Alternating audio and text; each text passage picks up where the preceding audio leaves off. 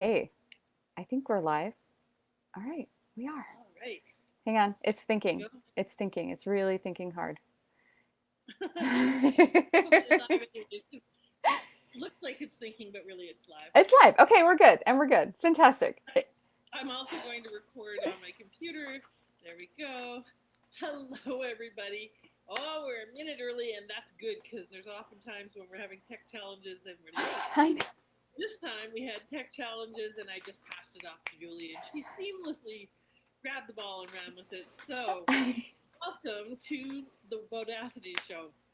I'm Jannette Anderson, your hostess with the mostest, and I am here today with the fabulous, lovely, amazing, bubbly, effervescent, incredibly competent, well rounded, and dynamic Julie Cotton. Oh my God. So I'm going to read you her official introduction and bio so that you get to know a little bit more about Julie. And then we're going to talk about a really interesting topic, and that is play. Permission to play, how to create more play, how to lighten the hell up in these challenging times, Yes. so, and why that's really key to being successful in life and in your business. So, let me read you her bio here that I've got on my page. Julie is a multidisciplinary integration specialist. Try and say that 5 times really fast. AKA an edutainment infopreneur. Again, try and say that 5 times really fast. But actually, edutainment infopreneur really does describe her well, which basically means she likes to do lots of things and share these things with lots of people. Specific tools she likes to play with include performing arts, acting, improv, comedy, singing, dancing, she's great at all of them, and healing arts, massage, yoga, martial arts, hypnotherapy, vortex healing, to name just a few. The magic comes in the blending and the synergy of these tools into a well integrated life.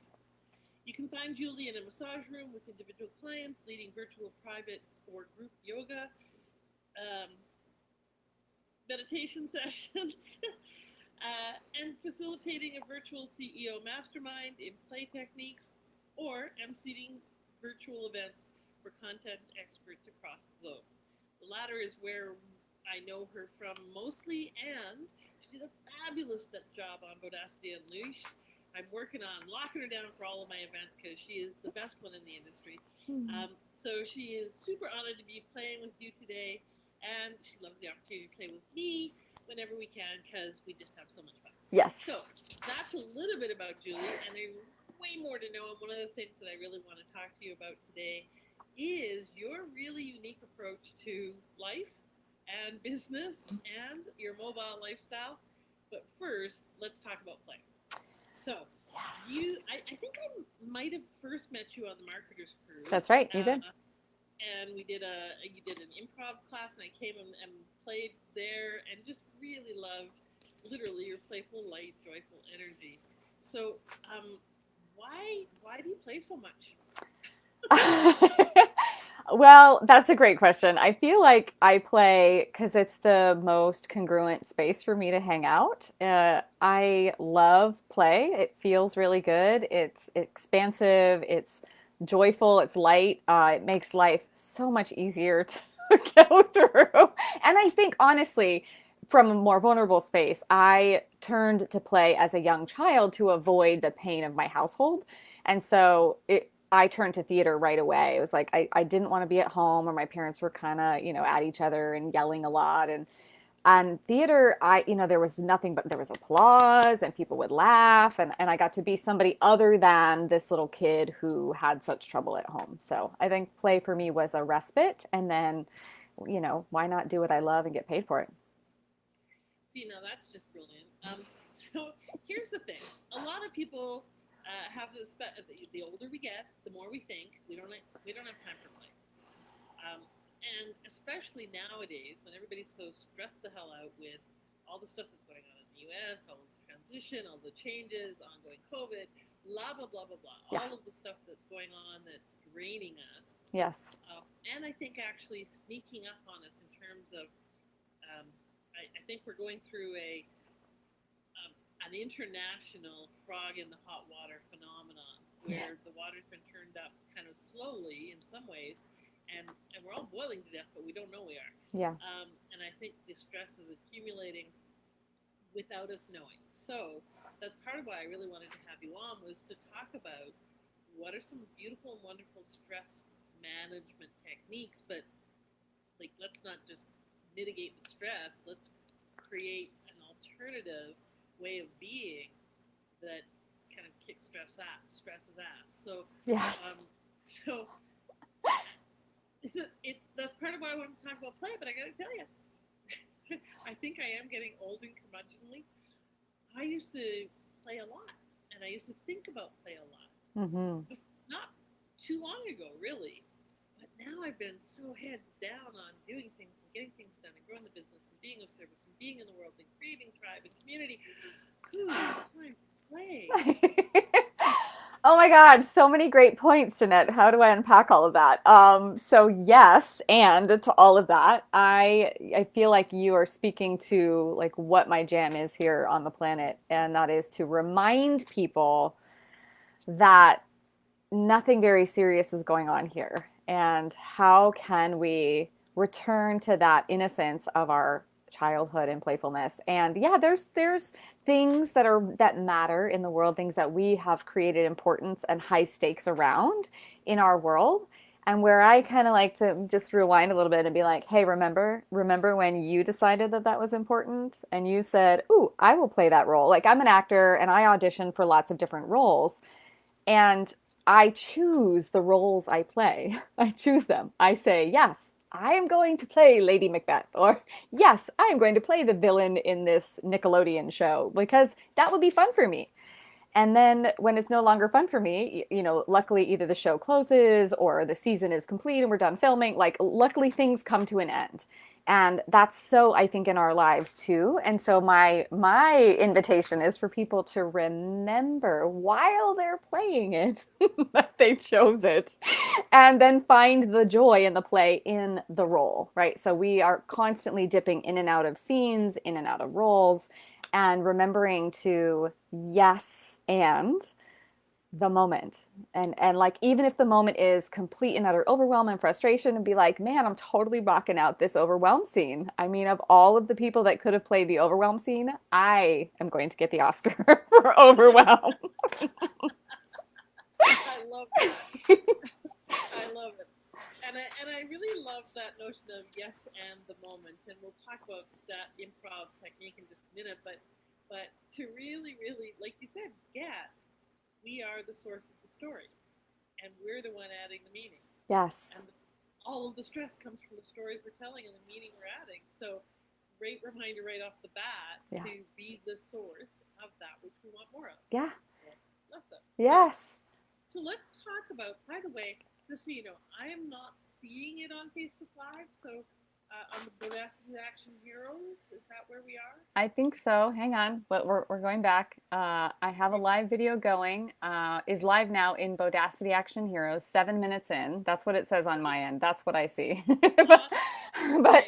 It's not showing up on mine. So as long as it's showing up on yours, it maybe you have to give me permission to go live on your page or something. I'm not really quite sure how any of that works, but we're making it up. Yeah.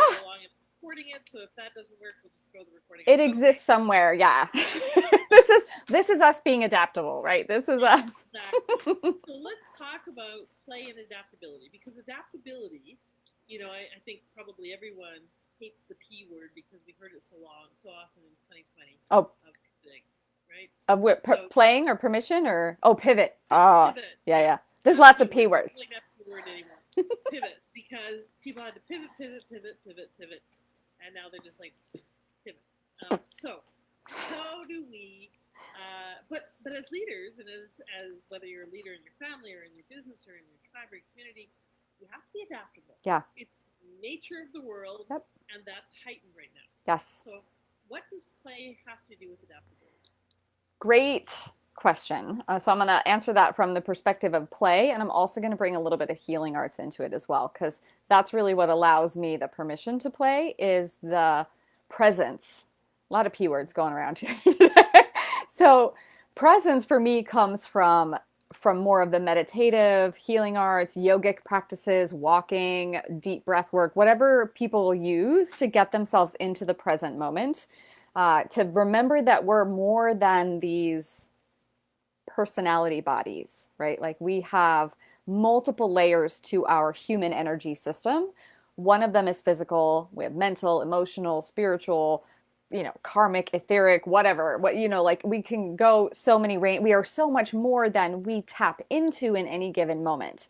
And that's where the permission to play enters. When I remember that I'm really this multi-dimensional being, then if I'm stressed, it's likely because I'm not plugged into the fullness of who I am. Kind of like, I love the Abraham Hicks reference. She talks about like, it's like trying to toast and you're the toaster, but you're not plugged into your energy source. It's like you can go through the actions all day, every day, but if you don't plug in to where the true power comes from, nothing is going to be very effective. And I feel like a lot of us are like, whatever our divine connection is or our spiritual connection is, we're like, don't worry, I got this. I'm going to muscle through this on my own. And then, so the play part comes when I can see the scene that I'm in. And that takes a willingness. I'm so grateful that I trained in acting because as an actor, I really am. I'm also a director because I have to be aware of my other actors in space and the agreements that we have and the relationships that we have agreed to play in these roles. And I have to be like hit my mark and get to where the lighting is going to hit me right. And like there's so much to be aware of, like spidey senses, like soft awareness, in spite of the truth that is so for the character as well, right? Like I care about this person, I want certain things from them, I have certain expectations that are or aren't being met, and that's going to affect me and cause certain reactions to flow out of me. So there's all of these layers when we're acting. And so I love to remind people that we're all acting.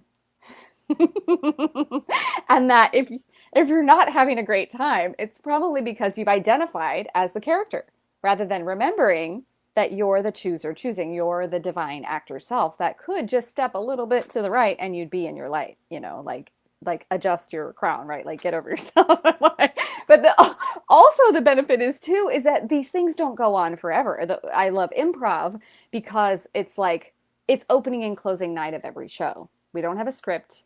We're going moment to moment to moment, creating in the moment with our own divinity. And it's, don't worry, it's going to be over here in a little while. Like if you don't like where the scene is going, it's not going to last forever. So it's like the whole adage of this too shall pass, right? And anyway, so that's what when I'm in the midst of my stuff and I'm feeling all the feels and I don't like the feels, I just take a zoom out or a step back, or I just remember, oh yeah, I chose this. Beautiful. And I know we're going through a lot of this pretty quickly and with a great degree of lightness, but there's such profoundness in the things you've said so far. There's a lot of little pearls. And being the chooser is one of the things that I think we most forget. Or it occurs, the story we tell about it is that it's a burden. And neither necessarily is true, right? That's right. Um, how do you, what are some hacks that you have that would help us to play, lighten up, access, especially for those who play as a stretch? Yes. What are some simple little hacks for us to start to lighten up? Okay, I love that. So we're going to go, whenever I work with people that are like, oh, I don't do improv, I'm like, okay, cool, got it. I get that version of you that just said that doesn't do improv. So why don't you just invite that version of you to stay at the door and invite the version of you that does play? That's who we're inviting into this. I call it the improv dojo, right? And I'm a martial artist too. So like we bow in, us. And then whatever happened before we got to the dojo doesn't come into the dojo floor. Or we work it out like by hitting, crack, punching, kicking, like get that energy out of us. But we're not bringing our negative into the space. So the creative space is a safe and sacred space where everything can have the stage, right? Like, so that's the yes andness of it, is that I accept, yes, this is so for me right now. And I'm choosing the next moment. And I'm either choosing it to continue the drama that I brought in the door with me, or I'm choosing to be wrong about the way that I had it for just a moment. Can I just be like, I get it. I hear you, little tantrum Julie, right now. You're having a bad day. I get it. that scene takes a lot of energy and I'm kind of over it. So can we just pause that scene? I'm just going to almost like I'm going to skip over here into the next movie theater. Like if I'm in a big movie house and I have my option of shows that I could watch for the night, and that horror just doesn't quite resonate with me right now. I just want a break. So I'm going to go over to the rom-com section, right? Or the fairy tales or whatever, like, or action even, but I just want something a little bit different. So that recognition is that moment of awareness. That is the key. And I don't know how everybody gets awareness. I use my breath. I can tell, I can feel, and this is one of the things, the free gifts that I'm going to offer is this a dynamic energy body uh, training. All right. So it's something I learned in acting school. My MFA is in acting, and I have applied it in so many places beyond the stage, right? So I'm offering that to you guys today. So within your physical body, imagine, just let yourself access your little child imagination, your little girl. We're Bodacity women here, right? So I can say our little girl. Think, feel, imagine that within your physical body there is an energy body, right? So go ahead and just move your physical right arm. Just lift it and lower it, lift it and lower it. Feel what that feels like. Just pay attention. Okay, now think, feel, imagine that your life body arm that fills your physical arm is going up first. And then your physical arm will follow because they're attached, they're connected, we're interconnected, and then let it descend and feel what was different. Now, some people might be like, I didn't feel anything different. And I'll be like, okay, well, say yes first, and more will come. You just haven't worked this muscle out. It's kind of like if I went to do deadlifts with 110 pounds, like it's not going to work if I've never done it. I have to be willing to get this tiny little success. So yes, I was able to sense something. Even if it was, I sensed that I was focusing on something over here, which took me out of my focus that might have been on my checkbook or my list of to-do lists. That small little focus shift is really all we ever need. And so that's the energy body. So imagine, let's go heart, because heart's the easiest one. Oh, actually, no, I lied. We're going to go head. You'll have to watch the video for heart. So imagine that your life body, energy body is focused right here in your forehead. Some of us, unfurl thy brow, maiden, right? That's Shakespeare for you. So think, feel, imagine that your life body, so it can move in a bunch of different energy directions. Okay, we can change the shape of it. We can change the directionality of it. And so think that it's like right here in your forehead and that you're contracting it. It's contracting, and then your physical body will follow. And then feels what it feels like to contract. Okay, good. That doesn't feel so great, right? Awesome. And then go ahead and expand it. It's going to fill the physical space of your forehead. And I took a breath, right? As soon as I start expanding, I breathe. Breath is so important. So great. You did all that in your mind. Give yourself a hand. That was amazing. Hopefully you were playing along at home as well. And so noticing, being able to tune in and focus on the energy within our own system, within our body, and then deliberately choose to futz with it, to manipulate it, to play with it, right? Because we can put it in my shoulder, I can put it in my groin, I can put it in my toe. Like we can do this. And I want to invite everybody to watch, because this happens all the time and we're not even aware that we're doing it. As you're walking down the street, imagine that you see somebody that you haven't seen in a really long time, that you were like besties with in high school, right? Your energy body's going to expand and probably go up, and you're gonna be like, and your whole physical body's gonna be, oh my gosh, Susan, it's so great to see you, right? Like that's a thing. That now watch when you meet somebody that, or you watch somebody that sees somebody that they did not want to run into, like an ex or whatever, like, and that their whole energy body is like, it like retreats and it goes back. Like you're like, oh my God, I hope that you contract to try to like disappear yourself. So you're like, please God, don't talk to me. Don't see me. Don't talk to me. Oh, hey, Susan, how's it going? Right. So you're contracting, even though outwardly you're like, I'm smiling, but I'm really not smiling. Anyway, so we do this with energy all the time. So that's one way. Awesome. So play with, so I'm gathering that that's about notice, play with, contraction, expansion, and your energy body, and placing consciously your attention to that aspect of ourselves that we don't actually spend a lot of time connecting or paying attention to, unless we're doing the kind of training that you're talking about. Yeah. Okay, awesome. Okay, so that's one way to lighten up and play. Yes. That's another. Okay, so another one is to just play the the director. So, and again, this does involve awareness. Everything that I teach, like the building blocks of it is awareness. So, when I start any class that I do with anybody or a private session, I'll always start with a meditation just to practice getting into the space of the noticer. So if you can do this with your eyes open, because we do shows with our eyes open, right? We have to be able to be aware and still take in the data that our visual sight brings us and still get to that like centered chooser space, right? So go ahead and just feel your feet on the ground. Feel your where your butt meets the seat if you're sitting down, if you're walking down the, if you're some of your you girls are like beach walkers or if it's snowing, I don't know where you are in the world. So just notice where your body is in space.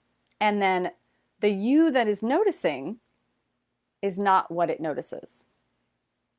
You're not trying to fix your body, you're not trying to walk correctly, or you're not trying to breathe in for 4 and out for 4. There's no right way to do anything. You're simply noticing what is so for you right now. This is part of the yes, part of acceptance of what is.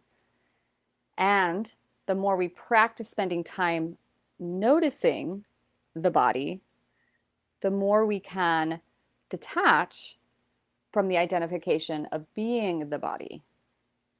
So I am the consciousness that uses the body to play in this scene of the world that we're in. So the more I can create that space, the more opportunities for me to tell different stories with this body than if I'm identified as the body. And that might be a little deeper than most people want to go on a Monday afternoon. Feel free to chat with me. Well, you'll have an opportunity to like just do a play session with me at some point. But yeah, so that little bit of practice. So we practice building the muscle of the noticer. And then so we bring it to the body. We start with the body. And you can do a full body scan. I usually just typically do like notice any pains or sensations in the body, notice your breath, find your heartbeat. Where does that occur for you? Is it behind your ears? Is it in your palms? Can you feel it in your heart, in your thighs, behind your knees? Where does that for you? And then there's no right or wrong. If you don't feel it behind your knees, it's not like you broke improv or something. You didn't. That's not where your awareness is right now. We're always getting okay with accepting, yesing the canvas that the body is right now. And when we're like, okay, this is where I'm starting from, then all of my characters that I play today are going to be utilizing this canvas to paint on. So there's that. And then I go to the thoughts. Notice your thoughts. You're taking in the words that I'm saying. You're making meaning out of them. You might be doing the actions that they're pointing you towards. And the you that is noticing that those thoughts are arising for you is not the thoughts. You're not even the thinker of the thoughts. You're the noticer. That thinking is arising, and there is some choice being made as to which thoughts we give our attention to.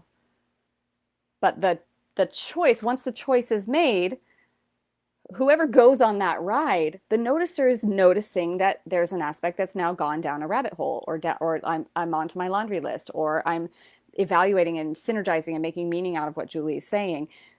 The one that is doing that is not the noticer. So this constant pulling back and detaching and stepping back and like big picture, big picture, big picture, the director, not the actors, not even the characters, right? So there's all these layers, and where we can sit with the most peace is where we have the most choice. That's all. I love how you say that, and you make it really deep spiritual concept very accessible and very fast. And this sounds like spiritual practice, not play. It is for me. Yeah. Well, but that's just it. Once we realize, well, at least in my belief systems, I wrote a chapter in a book a couple of years ago called Improv as a Spiritual Practice. That's what it is for me. That is what where I come from. That's what I use improv for, is as a vehicle or a modality for me to connect to the most divine place in me. Some people use yoga. Some people use, meditation or their church practices or whatever, like whatever it is for you. Some people use, tantra, lovemaking, whatever. There's all to each their own, right? Like, and that's the piece though. It's like all of that. Even in yoga, like namaste, it basically there's a lot of interpretations of that, but I interpret it as the divine in me honors the divine in you, right? So every time I look, oh, there you are, God. Oh, there you are, God. Oh, you're playing that role today, God. There you are. All of it. It's all the divine playing. And even if it sucks, and this is the part where I might lose some people, like even the people that are playing poor, destitute, abused, whatever it is, those are all the same play. We're all in the play of humanity together. Like Shakespeare said it best, I think. All the world's a stage, and the men and women merely players. Um, yeah. Yeah, I love it. I love that concept, and I think part of really what I hear and what you're pointing to is that when we can detach and observe and notice that we are the player and we're making up the play and all of that, it's not play as in frivolous. Well, it's not frivolous to play, but it's not play as in let's go do hopscotch. Right. It's play as in let's recognize all of it. All of it is play. Play. That's right. All of it as Yep. playing. That's right. Playing the roles, playing the director, playing the characters, playing the actor, playing all of it. Yes. Beautiful, beautiful framing. And I really can see where, at the deepest level, it allows that detachment. Mm-hmm. Which it's the attachment to, I have to, it should be, that situation's got to change, that person's wrong. Yeah. I'm wrong. All of those attachments Yeah. is what takes away our joy, That's, is what takes away the life. That's right. So, yeah. And even if you find yourself attached, or when I find myself attached, I'm not wrong. Given the perspective, given where I've decided to place my focus, my energy, my consciousness, is I've just gone into the play and I've really identified as the character. And how cool is it that I can do that as a divine being, that I can experience myself as cut off from my power source and somehow victimized by my own choosing. Like it doesn't seem like my choice. It seems like they did it to me, but like how cool that I can have that thought. That's so amazing. It's your fault. You did this to me. If you were different, I would be free. Okay, maybe. I mean, going back to what you had mentioned earlier, that I had this nomadic lifestyle. And freedom to come and go and do whatever I want to. And that's by design. I mean, and it's come through lots of self work, getting to know how do I thrive the most, where am I at my best? And it's when I'm embracing adaptability, flexibility, change, like I'm not putting all of my eggs in any basket, being willing to just shift on a dime. Like that for me is a way of life. And it's come at in the learning of attachment, right? When I get attached is when I suffer. I mean, Buddha talked about it probably way better than I ever could, but it's like we get attached because we think it should be other than it is. And that's where yes and is like the freedom piece. It's like when I can accept it as it is and bring what delights and excites me. How can I play with this? If this is the scenario, woo, COVID is my scene partner. Yeah, yes, it's going to be great. What's my and to that? I don't have to be blown over by it. Whatever president is currently president. Yes, cool. What's my and to that? How can I make my scene partner look amazing no matter who my scene partner is? Because, oh, there you are, God. It's all just God playing. Love that. So we only have a few minutes left. I want to make sure people have a way to access you. And you mentioned the gift. And then if we have time, I just want to come back to that last comment you made about the permission for being flexible in the way that you do. So tell us how we can find you, find out more about you. Yep. You can check me out. I mean, I'm on Facebook. You can. I had created a game called Improv Against Normality. So you can go to that Facebook page, or you can go to juliecotton.com and find me. If you message me, direct message me, or here, like in this chat, let me know, me, I want the gift, or I'd love to connect with you, Julie, and then I will reach out to you directly and get you that free gift. Because I don't want to blow up people's email, I only want to give you a gift if you want it and you'll use it. So yeah, reach out to me on Facebook or just leave a message in this, in the comments below. That's wonderful. And so tell us again what the gift is. So it's a video. It is a video training on your dynamic energy body and what it is, how to play with it. We did a little bit of it today, but it'll go through all 6 directions of movement and the 3 different energy centers, how you can use it for yourself and how you can begin to see it in other people. So that's like an hour-long training or so. Awesome, beautiful, Mm-hmm. beautiful. And I know sometimes you do the game, so check out her Oh, Facebook yes. page. So sometimes she has spontaneous improv classes Yeah. available for you. You can also connect with Julie and talk to her about hosting your event or doing work with you one to one. So reach out to her to get you some of this loveliness. Okay, so my last question for you is um, you mentioned, and really part of the keyword that we've been talking about is permission for playing with all of it. But you have a very, I know a lot of people, myself included, who have a mobile lifestyle. And there's a lot of people who look at that and kind of go, how do you do that? Wow, that's really wild and amazing and weird and so forth. But you actually take it to a whole nother level in terms of really following, in my experience, really following the guidance of the divine, really tapping into what is your spirit calling to you. How do you think about that to give yourself permission to be that trusting? How do you create that much trust? Because Yeah. that's really what it comes down to. I would love to say that all you have to do is take this pill or do this exercise 3 times and it's done. It's not. It's been a lifestyle, it's a lifetime process of spending time in meditation, listening, asking, taking action on what I thought I heard or understood, and being right and being wrong. And by say right or wrong, there is no right or wrong. There's no such thing as failure. There's only variations. So even if I decided when I wasn't plugged into my source and I just made a decision because that's what Julie wanted, that doesn't mean it was a wrong choice because anywhere I am, there the divine is also, and all I have to do is simply just plug back in. So whatever that methodology is, it could take a second for people. That some people, they get into a car accident and they just wake up and they're like, near death moments for a lot of people. I haven't really, I mean, I've been in like a lot of car accidents, but nothing that was near death.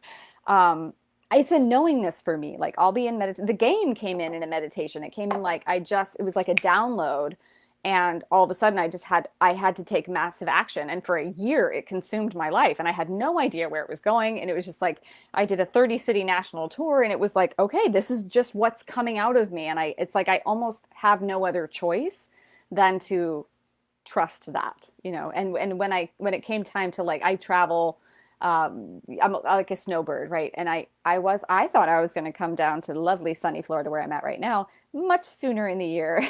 And I kept checking in. I'm like, how about now? How about now? How about now? And I kept getting a sensation of no action is required. No action is required. It's not right. So, okay, cool. Then I didn't have any, I kind of check in, and I'm a Course in Miracles student of a long time. And I ask, where would you have me go? What would you have me do? What would you have me say, and to whom?